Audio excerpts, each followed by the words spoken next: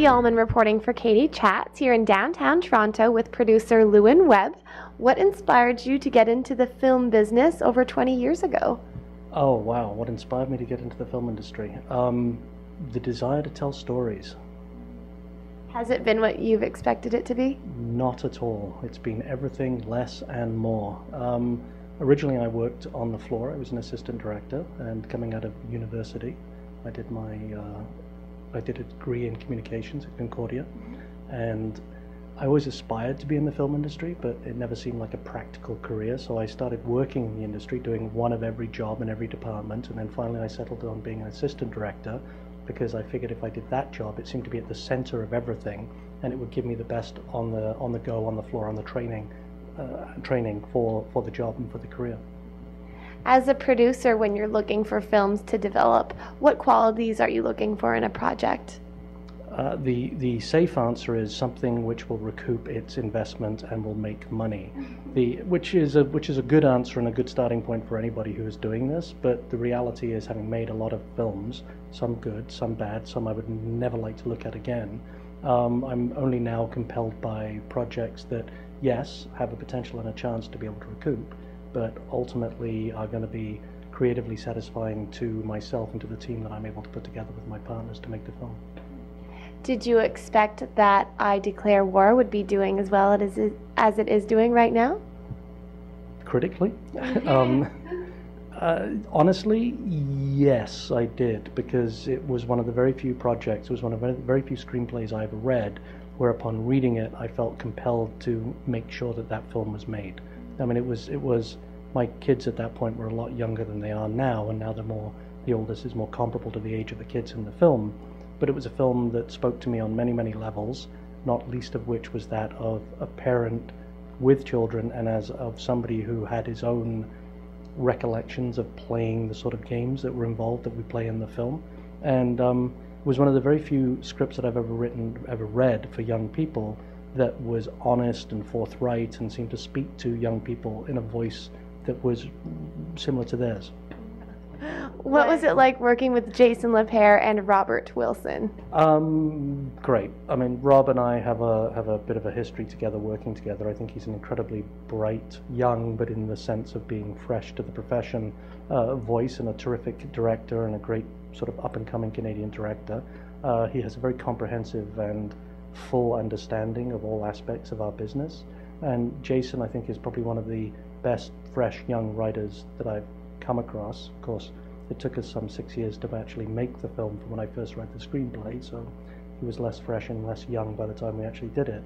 But what was fun was working with the two of them as a creative team, and we are very much at my company at Samaritan Entertainment, we're very much a sort of a collective. There's Rob, Patrick, and I, and then we embraced Jason being part of the team in terms of, we didn't make the film for very much money, so it really was all hands on deck and a very creative collective in terms of being able to put it together and everybody contributing something and having a clear definition before we started making the film, before we started shooting the film, of what the objectives were and what we wanted to achieve and how we were going to achieve them with the limited resources that we had.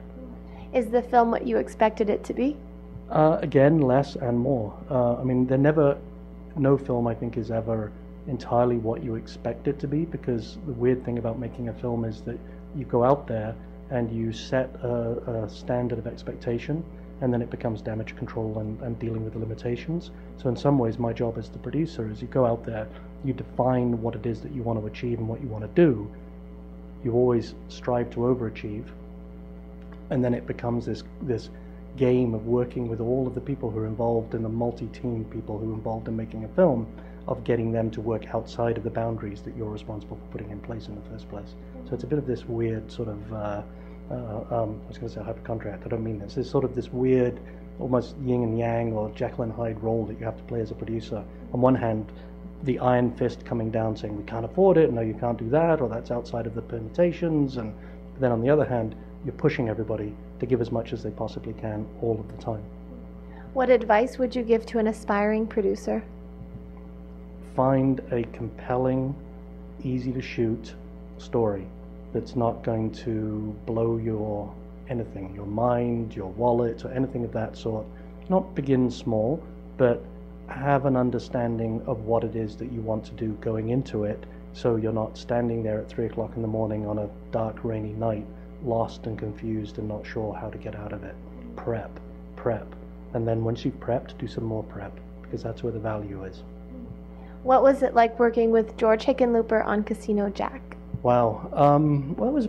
I've actually been very, very lucky. I've worked with some terrific filmmaker directors and people who are real catalysts and instigators of some interesting projects. And Hickenlooper truly fit into that mold. He had a very clear sense and vision of what he wanted that film to be, and it was a classic case of having to provide a set of expectations for him, and then he was compelling enough as a character and compelling enough as a person and creative and had so much spirit himself that he was really good at bringing everybody on side with him in order to extract the most from them so he could get the most from his story and for his film.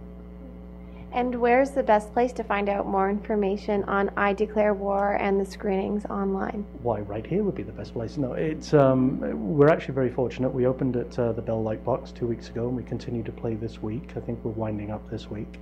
We just opened in Vancouver last Friday, playing at the Van City, and then we open in Winnipeg this coming Friday, and potentially in Calgary and Edmonton as well, and obviously all of the usual places. First Weekend Club have been great in terms of supporting us and in terms of getting the word out, so a great place to start to find out any information about the film is their website, firstweekendclub.ca, I believe. So, yeah. And is there a place we can find out more information on Samaritan Entertainment? Sure, absolutely. We have our own website, which obviously you can find by search engineering Samaritan Entertainment, and then all of our upcoming projects and various other activities are listed. Thank you so much. Congratulations on all of your work, and best of luck with the upcoming projects. Thank you very much, Katie. Thank you.